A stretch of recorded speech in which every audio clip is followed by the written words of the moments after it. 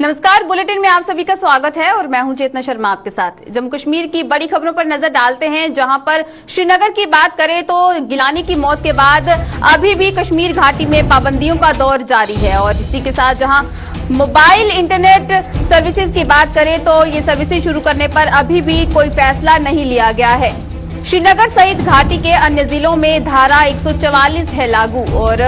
Jammu Kashmir police और केंद्रीय अर्धसैनिक बलों की हालात पर है नजर। यानी कि जहां पर गिलानी की मौत के बाद कश्मीर में एक तरह से माहौल को जो है ठंडे बस्ते में लाने के पूरे प्रयास किए जा रहे हैं। इसी बीच सुरक्षा अभी भी वहां पर जो है वो कड़ी की गई है। जहां पर मोबाइल सर्विसेज की बात करते हैं तो मोबाइल सर्विसेज वहां पर बंद कर दी गई थी और चौथे दिन भी जो है लगातार वहां पर, अगर कल वीरवार की बात करते हैं तो माहौल जो है वहां पर पूर्ण रूप से जो एक तरह से स्टेबिलिटी जो है वहां पर बनाने के पूरी तरह से प्रयास किए गए। इसी के साथ साथ जहां पर इंटरनेट सर्विसेज की बहाली की जो का इंतजार जो यहां पर तमाम लोग कर रहे हैं, उस पर जो है अभी भी अंकुश लगा हुआ है। यानी कि कोई फैसला इस तरह का सामने नहीं आ रहा है कि इंटरनेट सर्विसेज एक बार फिर सुचारू रूप से कश्मीर में जो है ये शुरू की जाएंगी। इसी के साथ हमारे संवाददाता तजम्मुल इस वक्त हमारे साथ जुड़ चुके हैं,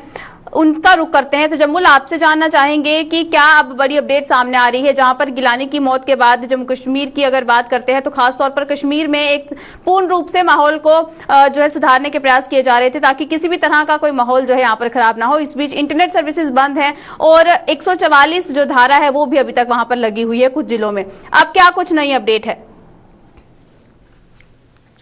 चेतना, चूंकि 7 दिन भी गुजरने को आए और उसके बाद अब शायद उम्मीद थी कि आज से रेल सर्विस जो है वो श्रीनगर और बानीहाल बारामूला के बीच, बडगाम के बीच चलना शुरू हो जाएगा। लेकिन रेल पीआरओ के मुताबिक आज रेलवे स्टेशन से कोई भी रेल जो है, ट्रेन जो है वो बारामूला या श्रीनगर के लिए रवाना नहीं कर दी जा सकती क्योंकि हालात ज्यादा बेहतर नहीं है। पुलिस का डिप्लॉयमेंट जो चेतना अभी तक 144 धारा नाफिज है उसको लगातार जारी रखा गया। हालांकि कल होम सेक्रेटरी और जिसके बाद आईजीपी कश्मीर ने उस खबर को थोड़ा सा आगे बढ़ाया, जिसमें उन्होंने कहा था कि बिजनेस एस्टेब्लिशमेंट जिसमें लाल चौक का जो कारोबारी इदारा है और उसके बाद कई अन्य इलाके जहां पर प्राइवेट सेक्टर में दुकानें वगैरह बंद हैं, उन्हें खोलने की इजाजत दी जा सकती है क्योंकि कुरियर चीफ सईद अली शाह गिलानी की मौत के बाद अभी तक जम्मू कश्मीर पुलिस कोई चांस नहीं लेना चाहती है और लॉ एंड ऑर्डर को मेंटेन करने के लिए पहले उन्होंने internet data service, voice calls, landlines और उसके बाद अब आहिस्ता आहिस्ता जो है उम्मीद है कि आज 5 बजे होम सेक्रेटरी जो है शैलिन काबरा वो एक बार फिर फीडबैक हासिल करेंगे डीजीपी से और उसके बाद डिप्टी कमिश्नर से, आईजीपी से। उसके बाद हो सकता है कि जो इंटरनेट डेटा मोबाइल जो है यानी मोबाइल पे चलने वाला जो नेट है उसको ऑन कर दिया जाएगा। हालांकि इससे कबल चेतना आपको याद होगा broadband service, Jio Airtel fixed line जो है सर्विस इंटरनेट का उसको बहाल कर दिया गया और उसके बाद अब वो लोग जिन्हें जो छात्र हैं जो घर में पढ़ना चाहते हैं और यकीन माने कि गुज़श्ता 5-6 दिनों से बच्चों की ऑनलाइन क्लास नहीं लगी क्योंकि पहले ही कोविड-19 के बाद बच्चों का जो एजुकेशनल सेटअप था वो घरों तक महदूद हो गया था और 5-6 दिनों से कोई ऑनलाइन क्लास बच्चे अटेंड नहीं कर पाए, जिसके लिए आज रिव्यू मीटिंग जो है अगर हालात सामान्य रहे। लेकिन इसी बीच में चेतना, पुलिस ने अपना बयान जारी किया कल ही कि कुछ टेलीविजन चैनल, कुछ अखबारात, कुछ न्यूज एजेंसीज, कुछ सोशल मीडिया पेज लगातार जम्मू कश्मीर में सईद अली शाह गिलानी की मौत होने के बाद कुछ इस तरह की गलत खबरें चला रही जिससे आवाम को इन्वेस्टिगेट होने में मदद मिल सकती है। बिल्कुल जम्मुल, जिस तरह से ये भी बताया जा रहा है कि धारा 144 भी वहां पर लगाई गई है और जिस तरह से कुछ ऐसे बिजनेसेस को भी वहां पर एक बार फिर सुचारू रूप से खोलने की बात की जा रही है, तो क्या लगता है जिस तरह से सुरक्षा जो है वहां पर कड़ी की गई है, इस बीच मार्केट्स जो है अब पूर्ण रूप से खुल सकती हैं? देखिए चेतना, ये टू वे ट्रैफिक है। एक लोग खुद हड़ताल पे हैं और बड़े पॉपुलर लीडर जब दुनिया से चले गए तो उसके बाद लोगों ने आज खुद उसका कहीं ना कहीं अपना रेस्पॉन्ड दिया। दूसरी तरफ पुलिस ने रेस्ट्रिक्शंस लगाए। हमें इन चीजों को समझना होगा, ये टू वे ट्रैफिक है। एक तरफ लोगों ने खुद हड़ताल कर रखी है, दुकानें बंद है, कारोबारी इदारे बंद है, 2 व्हीलर, 3 व्हीलर, 4 व्हीलर बहुत कम चले, ऑटो रिक्शा जो स्टैंड हुआ करते थे वो बिल्कुल खाली खाली पड़े हैं। दूसरी तरफ पुलिस ने लॉ एंड ऑर्डर को मेंटेन करने के लिए और हैदरपुरा में उस ग्रेव यार्ड में जहां पर आखिरी रसूमात अदा की गई सईद अली शाह गिलानी की, उन्हें वहां तजहीज़ और तकफीन का काम पुलिस ने आज खुद मुकम्मल किया। उस तरह से भी डेवलपमेंट बहुत ज्यादा है, यानी अब मरहलावार फेजवार तरीके से police law and order administration जो चला रही है वो चाहेगी कि सोपोर उनका आबाई इलाका है और उसके बाद दक्षिणी कश्मीर बहुत ज्यादा इन्फ्लुएंशियल है सईद शाह गिलानी से, और उसके बाद श्रीनगर में बहुत ज्यादा पॉपुलर थे। मुझे लगता है कि ये सारी चीजें, क्योंकि किसी शख्स के जाने के बाद 8-10 दिनों तक मुझे लगता है कि पुलिस कोई चांस नहीं लेगी, लेकिन साथ ही साथ पुलिस को जहां पर जो हमें जराये के हवाले से खबर मिली है कि जो इन हालात को बेहतर करने के बजाय बिगाड़ने का रोल अदा कर रहे हैं। जर्नलिज्म अपनी जगह, इंस्टीट्यूशंस अपनी जगह, लेकिन पुलिस ने सबों को ये आश्वासन दिया है कि हमारा काम लॉ एंड ऑर्डर को कंट्रोल करना है और खुदा न खास्ता कोई नुकसान न हो, कोई जाने तलफ न हो, गोली न चलाने पड़े, जिसके लिए पुलिस ने कोऑपरेशन भी मांगा है। लेकिन दुकानें बंद पड़ी हैं, सड़कें वीरान हैं और डिस्ट्रिक्ट हेडक्वार्टर में बिल्कुल। तो जब यहाँ पर पुलिस की बात करें तो उनकी तरफ से पूर्ण रूप से ये प्रयास किए जा रहे हैं कि सिचुएशन वहां पर जो है बनी रहे, और जिस तरह से आपने भी बताया कि आम जनता से भी एक तरह से रिक्वेस्ट वहां पर की जा रही है कि वो भी पूरा साथ जो है इनका दें। तो बहुत बहुत शुक्रिया हमें तमाम जानकारी देने के लिए। तो जहां पर बात करते हैं श्रीनगर की, तो माहौल जो है अभी पूर्ण रूप से यहाँ पर जो है सुचारू बनाने के प्रयास एक बार फिर जो है वहां पर किए जा रहे हैं, क्योंकि जिस तरह से गिलानी की मौत के बाद एक तरह से ये अंदाजा जो है ये लगाया जा रहा था कि सिचुएशन जो है ये खराब हो सकती है और बड़े पैमाने पर कुछ बड़ा दहशत का माहौल जो है यहाँ पर बन सकता है। लेकिन कड़ी सुरक्षा वहां पर कर दी गई है और इंटरनेट सर्विसेज अभी उसको बहाल करने के जो एक तरह से खबरें हैं वो अभी तक जो है वो भी सामने आ रही है। तो चलिए इसी के साथ रुक करते हैं अगली खबर की ओर, जहां पर जम्मू कश्मीर में नशा तस्करी की बात करते हैं तो इसके मामले जो है लगातार बढ़ते हुए नजर आ रहे हैं, जहां पर जिला राजौरी में ड्रग तस्कर के ठिकानों से बरामद किए गए 29 लाख रुपए, और उसी के साथ साथ जम्मू कश्मीर पुलिस और पंजाब पुलिस ने की संयुक्त कार्रवाई। नौशहरा के सरिया इलाके में ड्रग तस्कर के ठिकानों पर मारे छापे। ड्रग तस्कर के खिलाफ पहले से दर्ज है एनडीपीएस एक्ट के तहत मामला, यानी कि जहां पर ड्रग तस्करी के मामलों की बात करते हैं तो जम्मू कश्मीर में आए दिन इस तरह के मामले देखने को मिल रहे हैं, जहां पर बड़े पैमाने पर ये जंजाल जो है ये पूरी तरह से बना दिया गया है। जहां पर इससे पहले पंजाब की बात करते हैं तो पंजाब में इस तरह की खबरें आए दिन आती थी, लेकिन अभी जम्मू कश्मीर जो है वो आतंकवाद के बाद अब नशे की ओर जो है ये धंस लिया गया है। जहां पर पड़ोसी देशों की भी बात करते हैं तो पूर्ण रूप से ये प्रयास किए जाते हैं कि यहां पर माहौल खराब किया जाए, यहां के युवाओं को एक तरह से गलत राह पर लाया जाए। इसी बीच जहां पर नशा तस्करी की बात करते हैं तो अब जमीनी स्तर पर भी इस तरह की खबरें जो है आए दिन निकलकर सामने आ रही हैं। जहां पर आज राजौरी जिले की बात करते हैं, राजौरी जिले में भी जिस तरह से ये ड्रग तस्कर का मामला जो है सामने आया है, जहां पर उनके ठिकाने से करीब 29.5 लाख रुपए जो है उसका जो वहां से बरामद किए गए हैं, यानी कि बड़े पैमाने पर एक बड़ा जाल जो है यहां पर पूर्ण रूप से बना दिया गया है, जो कि अब तमाम युवाओं को नशे की तरफ धकेलने के प्रयास जो है यहाँ पर किए जा रहे हैं। और वहीं इसके पहले भी जिस तरह से कश्मीर की भी बात करते हैं तो कश्मीर में भी इस तरह के काफी सारे केसेस जो है सामने आते हैं, जहां पर नशा तस्करी के मामले आते हैं और कई ऐसे युवा हैं जो अब पूर्ण रूप से इस दलदल में फंस चुके हैं कि अगर अब वो इस दलदल से निकलना भी चाहते हैं तो बहुत मुश्किल प्रयास जो है उन्हें करने पड़ेंगे, क्योंकि नशे की लत जब एक बार किसी को लग जाती है तो कितना मुश्किल हो जाता है उससे निकलने के लिए। लेकिन वहीं पर जम्मू कश्मीर के कई ऐसे इलाकों में इस तरह की खबरें आती है, लेकिन वहीं पुलिस प्रशासन की अगर बात करते हैं तो वो भी सतर्क है। जगह जगह नाके लगाए गए हैं कि किसी भी तरह के कोई इनपुट्स इस तरह के मिलते हैं, नशा तस्करी का कोई भी मामला अगर सामने आने की आशंका जो है रहती है तो प्रशासन जो है सतर्क हो जाता है, पुलिस एकदम से सतर्क हो जाती है और छानबीन अपनी इन्वेस्टिगेशन जो है पूर्ण रूप से की जाती है कि अगर किसी भी तरह का कोई मामला इस तरह का सामने आता है उस पर तमाम जानकारी जो है वो ली जाए और पूर्ण रूप से उसकी जड़ तक जो है पहुंचा जाए। इसी पर चलिए बात करते हैं, हमारे संवाददाता जमशेद मलिक हमारे साथ जुड़ चुके हैं, उनसे तमाम जानकारी लेते हैं। जमशेद, जिस तरह से राजौरी का ये मामला सामने आया है जहां पर ड्रग तस्करी के ठिकानों से जो है करीब 29.5 लाख रुपए बरामद किए गए हैं, क्या कुछ इनपुट्स जो हैं वो पुलिस को मिले थे और किस तरह से इस ठिकाने तक पहुंचा गया? बिल्कुल, अगर हम ये कहें कि राजौरी पुलिस की तरफ से ड्रग्स माफिया के खिलाफ लगातार कार्रवाई का सिलसिला देखने को मिल रहा है, जहां चंद रोज पहले ही ड्रग्स माफिया के खिलाफ कार्रवाई करते हुए ड्रग्स माफिया को 2-3 लोगों को गिरफ्तार भी किया गया। उसके बाद राजौरी निशारा शेरी सरैया भवानी निशारा का रहने वाला एक शख्स है जो सिकंदर, जिसको पंजाब पुलिस ने गिरफ्तार किया और उसकी गिरफ्तारी के बाद उसके घर पर छापामारी की गई, जिसके घर से 29.5 लाख रुपया बरामद किया गया। क्योंकि ये बिल्कुल लाइन ऑफ कंट्रोल के नजदीक के रहने वाले लोग हैं और इनसे इस तरह का माल बरामद होना, इससे कई खुलासे और हो सकते हैं, जिसको देखते हुए पुलिस की तरफ से लगातार इनके खिलाफ कार्रवाई की जा रही है और पंजाब पुलिस के साथ मिलकर जम्मू कश्मीर पुलिस ने ये राजौरी में कार्रवाई की है। जी बिल्कुल जमशेद, यहाँ पर ये भी जानना चाहेंगे कि जिस तरह से पंजाब पुलिस और जम्मू पुलिस ने ये संयुक्त कार्रवाई की है, यानी कि ये जो ये प्रयास किए जा रहे थे नशा तस्करी के, क्या ये पंजाब की ओर से यहाँ पर नशा जो ये लाने के प्रयास किए जा रहे थे, या फिर पहले से ही यहाँ पर कुछ तत्व ऐसे मौजूद हैं जो पहले से ही इस तरह का कारोबार कर रहे हैं? बिल्कुल, अगर ये कहें कि इससे पहले हम ये कहते थे कि लाइन ऑफ कंट्रोल के उस पार से ज्यादा ड्रग्स हमारे इस तरफ आती है, मगर अब इसमें पंजाब का नाम भी शामिल होता जा रहा है। हालांकि अगर ये कहें कि जिस आदमी को यहाँ गिरफ्तार किया गया, इसका मतलब ये है कि लाइन ऑफ कंट्रोल के उस तरफ से लाकर ड्रग्स इस तरफ सप्लाई करता था या वहां से लाकर ये सप्लाई करता था, ये आने वाले तहकीकात में ही सामने होगा। मगर अभी तक ये बड़ी कार्रवाई हम जरूर मान सकते हैं, क्योंकि एक ड्रग्स तस्कर के घर से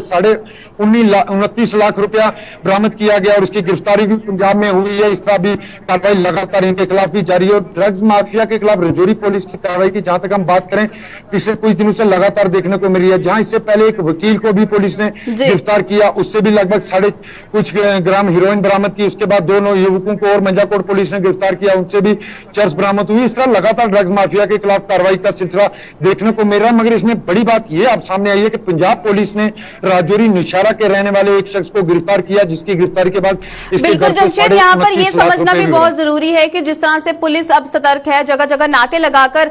तमाम उन गाड़ियों की भी छानबीन की जाती है कि क्या किसी तरह का कोई नशा तस्करी का अगर कोई भी इनपुट उन्हें मिलता है तो उस पर कार्रवाई की जाती है। लेकिन क्या लगता है कि ये जो नशा जो विक्रेता हैं या जो इसे खरीदने वाले हैं, इतने अब सतर्क हो चुके हैं या इतने अब ओपन तरीके से ये चीजें कर रहे हैं कि उन्हें किसी भी तरह से किसी का कोई डर नहीं रहा है? बिल्कुल, अगर हम राजौरी की खास करके बात करें तो अब राजौरी के अंदर इन लोगों में जरूर दहशत देखने को मिली, क्योंकि इससे पहले राजौरी में ड्रग्स का माफिया बहुत ज्यादा सरगर्म होता था और बहुत ज्यादा नौजवान इसमें मारे गए। जिसमें खास करके अगर हम बात करें, कई ऐसे घर थे जिनके घर के इकलौते बेटे भी इस ड्रग्स के कारण मारे गए। और उसके बाद पुलिस की तरफ से इनके खिलाफ सख्त कार्रवाइयों का सिलसिला शुरू हुआ, जिसमें कुछ लोगों को पीएसए लगाया गया और पीएसए लगाने के बाद इन लोगों को में थोड़ी सी दहशत जरूर देखने को मिली। मगर पिछले कुछ दिनों से ये लोग दोबारा एक बार सक्रिय हुए और उसके बाद पुलिस की कार्रवाई इनके खिलाफ लगातार देखने को मिल रही है और अब भी पुलिस की तरफ से कई और जगह भी इसको लेकर छापेमारी की जा सकती है। जी बिल्कुल, जहां पर जम्मू कश्मीर में लगातार ड्रग तस्करी के मामले सामने आ रहे हैं, इस बीच राजौरी का भी ये मामला सामने आया। बहुत बहुत शुक्रिया हमें तमाम जानकारी देने के लिए जमशेद। तो जहां पर जम्मू कश्मीर की बात करते हैं तो नशा तस्करी के मामले लगातार बढ़ते हुए नजर आ रहे हैं। इस बीच प्रशासन भी सतर्क है, लेकिन उसके बावजूद भी कुछ तत्व ऐसे हैं जो लगातार इस तरह के प्रयत्न करते हैं कि इस तरह से नशा जो है वो समाज में पूरी तरह से फैलाया जाए और जो युवा हैं उन्हें इस दलदल की ओर धकेला जाए। इसी के साथ चलिए आपको लिए चलते हैं सांबा, और सांबा से इस वक्त की जो बड़ी खबर सामने आ रही है, जहां पर एक संदिग्ध को पकड़ा गया है। जी हां, पाकिस्तान के साथ संपर्क रखने के आरोप में सेना ने धरा है एक गुज्जर किशोर, और सांबा के 7वीं कक्षा के किशोर के परिवार से भी हो रही है पूछताछ। वहीं पर सेना की 6 जैक लाइट ने पुलिस के हवाले किया किशोर, और दूध का दूध पानी का पानी करने में जुटी सुरक्षा एजेंसियां। जहां पर जम्मू कश्मीर के कई इलाकों में लगातार संदिग्ध पकड़े जाने की खबर सामने आती है, और वहीं पर सुरक्षा एजेंसियां लगातार सतर्क हैं और इस तरह के प्रयास किए जाते हैं कि अगर किसी भी तरह का कोई सस्पेक्ट मिलने के कोई इनपुट्स उन्हें मिलते हैं या अगर किसी भी तरह से कोई संदिग्ध उन्हें मिलता है तो उस पर पूर्ण रूप से कार्रवाई की जाती है। और इन्वेस्टिगेशन में जो है तमाम ये पुलिसकर्मी जो है ये जुट जाते हैं, क्योंकि जहां पर सुरक्षा की बात करते हैं तो सुरक्षा जो है वो सबसे पहले आती है। और जम्मू कश्मीर की बात करते हैं जहां पर लगातार इस तरह के प्रयास करते हैं कि दहशत का माहौल या जो है यहाँ पर बनाया जाए। और इसी बीच जहां सांबा से इस वक्त की जो खबर आ रही है, जहां पर एक किशोर को जो है यहाँ पर पकड़ा गया है। अब क्या कुछ इसमें बड़ी अपडेट जो है और सामने आ रही है, उस पर भी चर्चा करते हैं। तो हमारे संवाददाता ऋषि इस वक्त सांबा से हमारा रुख कर चुके हैं। ऋषि, आपसे जानना चाहेंगे, जिस तरह से ये इस तरह की खबर सामने आ रही है कि पाकिस्तान के साथ एक संपर्क रखने वाले युवक को अभी उसकी क्या कोई पुष्टि हो चुकी है कि जिसे पुलिस ने पकड़ लिया है? देखिए, आपको बता दें जितना कि कुछ देर पहले ही एक मैसेज फ्लैश हुआ है कि एक सस्पेक्ट जो है वो सांबा पुलिस ने पकड़ा है। सांबा जिला के अंतर्राष्ट्रीय सीमा से साथ में इलाके से जो बब्बर नाला एक पुराना जैसे रूट भी माना जाता है, उसी के पास कुछ बताया जा रहा है कि एक सूचना मिली थी कि यहाँ पर हो सकता है कि ये जो किशोर का आप जिक्र कर रहे हैं कि उसके मोबाइल में कुछ कॉन्टेक्ट हो सकते हैं, लेकिन अभी इसकी कोई पुष्टि नहीं हुई है और ना ही इसकी हम पुष्टि करते हैं, क्योंकि जब तक पुलिस इसको लेकर इन्वेस्टिगेशन अब जो कर रही है, क्या कुछ इन्वेस्टिगेशन में निकलकर सामने आता है, ये जब सामने आएगा तो ये खुलासा हो जाएगा। लेकिन बहरहाल ये इसी तरह की सूचनाएं सामने आ रही है कि कुछ संपर्क जो वो इसके मोबाइल से मिले हैं, कुछ नंबर जो पाकिस्तान से रिलेट करते हैं, लेकिन अभी तक कोई ऐसी जानकारी है सामने नहीं है कि क्या क्या कुछ और खुलासे हो रहे हैं। फिलहाल इन्वेस्टिगेशन पुलिस द्वारा लगातार जारी है और बताया जा रहा है कि जो 16 वर्षीय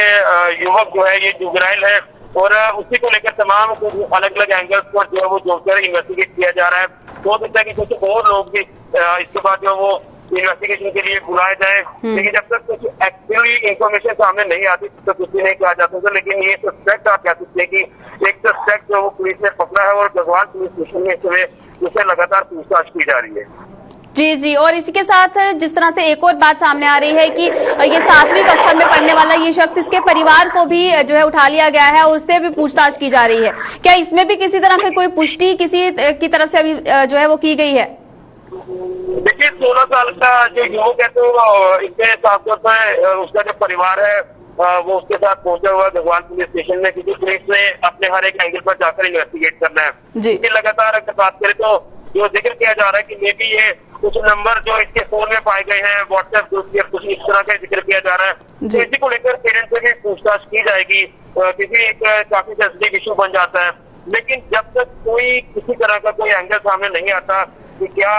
ये वाकई में इसकी पुष्टि हो चुकी है या नहीं हो चुकी है, ये तो बाद में पता चलेगा। लेकिन पुलिस अभी कुछ भी कहने से इंकार कर रही है। अभी जांच लगातार की जा रही है, पूछताछ लगातार की जा रही है उसे। बिल्कुल, जिस तरह से इन्वेस्टिगेशन अभी भी की जा रही है, जिस तरह के रिपोर्ट्स जो है सांबा से इस वक्त सामने आ रही है। बहुत बहुत शुक्रिया हमें तमाम जानकारी देने के लिए ऋषि। तो यहाँ पर जहाँ सांबा की बात करते हैं तो जो इस वक्त की बड़ी खबर सामने आ रही थी कि पाकिस्तान के साथ संपर्क रखने वाले एक किशोर को पकड़ लिया गया है। अब इन्वेस्टिगेशन की जा रही है, उसके बाद पुलिस प्रशासन की तरफ से क्या कुछ जो है पूरी तरह से बात कही जाती है, किन किन चीजों की पुष्टि की जाती है, ये देखना होगा। लेकिन अभी तक जो है इन्वेस्टिगेशन में पुलिस जो है वो लगातार लगी हुई है, लेकिन उनकी तरफ से किसी भी तरह की कोई पुष्टि जो है इस पर नहीं की गई है।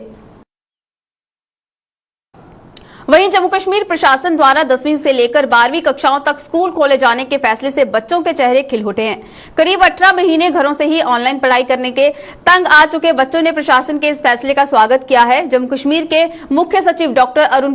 कुमार मेहता की अध्यक्षता में रविवार को हुई एक उच्च स्तरीय बैठक में 10वीं से 12वीं तक के स्कूल कुछ शर्तों के आधार पर खोलने का फैसला लिया गया था। स्कूल खोले जाने के फैसले पर क्या कहना है बच्चों का, आइए आपको बताते हैं। सिर्फ वैक्सीनेटेड स्टूडेंट्स को बुला रहे हैं तो ये बहुत अच्छा वो है, बहुत अच्छा फैसला लिया उन्होंने, क्योंकि अब कब तक स्कूल बंद रहेंगे? कोरोना का तो खत्म होने का अभी कोई चांस नहीं है। तो स्कूल ऑनलाइन जो क्लासेस लग रही है उसकी वजह से कुछ समझ आ नहीं रहा, बच्चे भी अच्छे से पढ़ नहीं पा रहे और जो जिनका बेस बन रहा है उनका भी अच्छे से नहीं हो रहा, तो स्कूल तो लगेंगे ही। और सिर्फ वैक्सीनेटेड स्टूडेंट्स आ रहे हैं, उनकी रिपोर्ट देख के अगर सिलेक्ट कर रहे हैं तो फिर अच्छा है।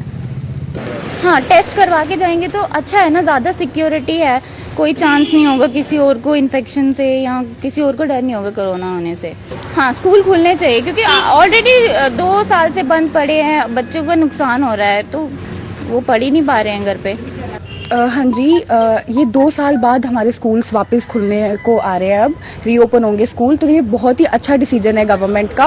एज घर पे बैठ के ऑनलाइन क्लासेस तो हमारी हो रही थी, बट स्टिल जो इंटरैक्शन, जो ये एक्सपीरियंस है, हम लोग 11th, 10th एंड 12th वाले बच्चे हैं तो हम लोगों को ये एक्सपीरियंस नहीं मिल रहा था। तो अब ये 2 साल बाद जब स्कूल खुलेगा, वो भी विद इतने good experience, good provisions government ने दिए हैं, जैसे कि इसमें 50% स्टाफ आएगा एक दिन और एक दिन 50% स्टूडेंट्स आएंगे, क्राउड कम होगा, स्टाफ भी इंडिविजुअल बच्चों पे ध्यान रख सकते हैं कि एसओपीज फॉलो हो रही है या नहीं हो रही है। फिर नेक्स्ट डे नेक्स्ट 50% स्टूडेंट्स आएंगे। ऑल्दो स्कूल के लिए थोड़ा टफ होगा, टीचर्स के लिए, मैनेजमेंट के लिए, बट स्टिल मतलब अगर हम फॉलो करें, अब तो ये हम स्टूडेंट्स पे हैं कि अगर हम फॉलो करेंगे एसओपीज तो अच्छे से होगा। उसके बाद इसमें सबसे बड़ी बात यह है कि अगर आप 10th में हो तो आपको टेस्ट करवाना है प्रॉपर, वो टेस्ट रिपोर्ट अगर नेगेटिव आएगी तो ही आपको अलाउड है कि आप आ सकते हो स्कूल में, और बाकी जो ऑब्वियसली पॉजिटिव है उसको रेस्ट करनी पड़ेगी घर पे। और 12th वालों के लिए भी यही है, और साथ में वैक्सीन, अगर आपके पास वैक्सीन सर्टिफिकेट है तो बहुत ही अच्छी बात है, आपको आराम से स्कूल में अलाउंस मिल सकती है, जिसकी वजह से कोविड के होने के चांसेस आपको बहुत ही कम होंगे। तो ये डिसीजन बहुत अच्छा है गवर्नमेंट का, विद प्रॉपर एसओपीज प्रोविजंस। तो I obviously appreciate my government for this. School college खोलने के फैसले की जहां सराहना हो रही है, वहीं कॉलेजों के कुछ स्टूडेंट्स ने इस फैसले पर सवाल भी उठाए हैं। उनका कहना है कि कुछ महीने पहले भी स्कूल कॉलेज खोले गए थे और जम्मू कश्मीर प्रशासन भी इस बात का गवाह है कि मौलाना आजाद मेमोरियल और जीजीएम साइंस कॉलेजों में सैकड़ों स्टूडेंट्स के संक्रमित पाए जाने पर स्कूल कॉलेजेस को बंद करने की नौबत आ गई थी। उन्होंने कोरोना का प्रकोप और शांत होने तक ऑनलाइन कक्षाओं पर जोर देने का आह्वान प्रशासन से किया है। स्कूल कॉलेजेस खोल देती है, भगवान ना करे थर्ड वेव आए, अगर किसी स्टूडेंट्स को कोविड हो जाता है, कुछ हो जाता है, तो उसका जिम्मेवार कौन होगा? अगर बाई चांस अगर किसी स्टूडेंट को अगर वैक्सीन नहीं लगी, अगर उसको कोविड होता है, तो आप मेरे को बताइए कि जान सबसे ज्यादा प्यारी है कि आपको स्कूल्स में वो करना है। पहली बात तो स्कूल कॉलेजेस के बाद इतना इंफ्रास्ट्रक्चर भी नहीं है हमारा, जैसे कि एमएम कॉलेज है, हमारे एमएम कॉलेज में इंफ्रास्ट्रक्चर बिल्कुल इस टाइम जीरो है, कोई मतलब एसओपीज भी इतने अच्छे से फॉलो नहीं की जाती है वहाँ पे। लास्ट टाइम भी कोविड के पीरियड में थोड़े टाइम के लिए हमारा कॉलेज खुला था, एसओपीज इतने अच्छे से फॉलो नहीं करवाई जा रही थी, फिर उसके बावजूद हमारे कॉलेज से 10-20 स्टूडेंट्स पॉजिटिव आए थे, उसके बाद कॉलेज दोबारा बंद हो गया था। पिछले साल साइंस कॉलेज से 150 बच्चा पॉजिटिव आया था, उसके बाद कॉलेज बंद हो गया था। तो अगर आप 15 दिन के लिए कॉलेज खोल रहे हो, अगर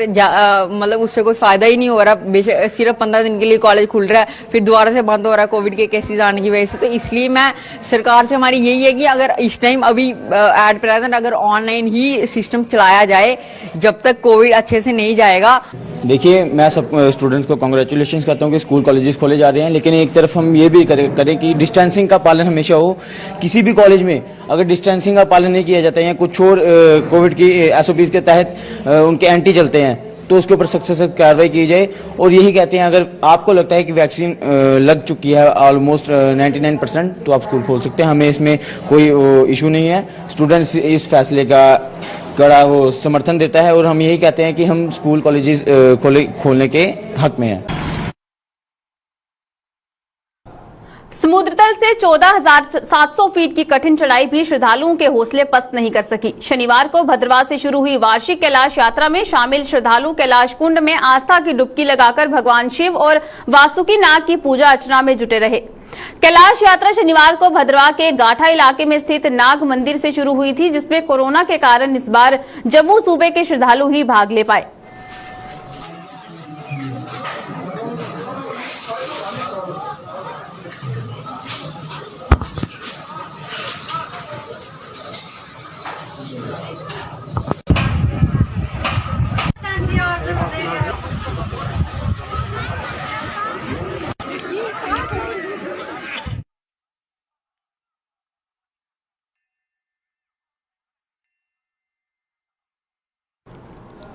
सोमवार की अमावस्या पर आज मंदिरों में श्रद्धा का सैलाब उमड़ा रहा। आज के दिन पितरों कार्य के लिए शुभ मानी जाती है, जिसके लिए चलते आज के दिन पितरों के नाम पर दान पुण्य किया जाता है। जम्मू सहित अन्य जिलों में स्थित मंदिरों में आज लोगों ने सदियों से चली आ रही ये परंपरा निभाई। सांबा जिले के पुरमंडल इलाके में स्थित प्राचीन महादेव मंदिर में भी आज लोगों का आना जाना जारी रहा, जहाँ श्रद्धालुओं ने पूजा अर्चना की और पितरों के नाम दान पुण्य किया। आज सुबह हुई बारिश भी आस्था पर हावी नहीं हो सकी और लोगों ने महादेव का जलाभिषेक कर उनसे सुख समृद्धि की मन्नतें मांगी। सोमवार की अमावस्या पर महादेव मंदिर में यूं तो अन्य राज्यों के श्रद्धालुओं का भी आना जाना लगा रहता था, लेकिन कोरोना के वजूद में आने से देश भर में लागू पाबंदियों के कारण आज ऐसा संभव नहीं हो सका।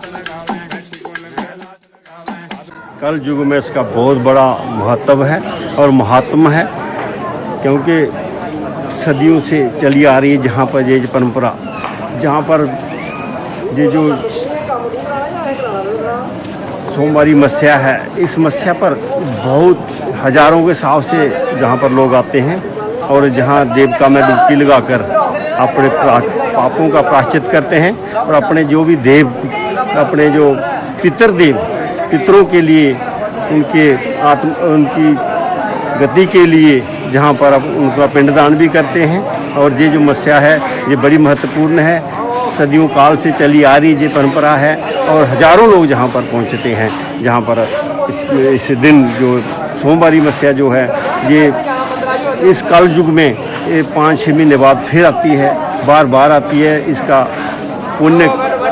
फल जो प्राप्त करने के लिए बड़ी संख्या में जहाँ पर लोग आते हैं। ये प्रमंडल है जिसको देव में ये भी बोलते हैं और गुप्त गंगा भी बोलते हैं, जिसको छोटा काशी नाम से भी जाना जाता है और इसको गंगा की बड़ी बहन बोला गया है। जो आदमी गंगा में हरिद्वार में स्नान करता है वो जहाँ पर स्नान करेगा वो सब उसका जो फल है उसको पूरा मिलता है। मंडल तीर्थ स्थान है जहाँ पे आज सोमवती अमावस्या का पर्व चल रहा है और ये अमावस्या पितृ कार्य के लिए बहुत शुभ मानी जाती है, जो कि लोग अपने पितरों के नाम का जहाँ पे पिंडदान करते हैं। और जो कल अमावस्या है, कल भी अमावस्या है, लेकिन कल जो देव कार्य के लिए, लेकिन आज का जो महत्व है पितृ कार्य के लिए बहुत बड़ा महत्व है। और जहाँ पे प्रमंडल में लोग काफ़ी श्रद्धालु आ रहे हैं अपने पितरों के लिए कार्य करने के लिए। और ऊपर मंदिर जो महादेव का मंदिर है, वहाँ पे लोग अपने पितरों के नाम का तेल जो चढ़ाते हैं, वो अखंड जो जलती है, दिन रात जो जलती रहती है, और जहाँ पे पितरों के नाम का तेल चढ़ाते हैं।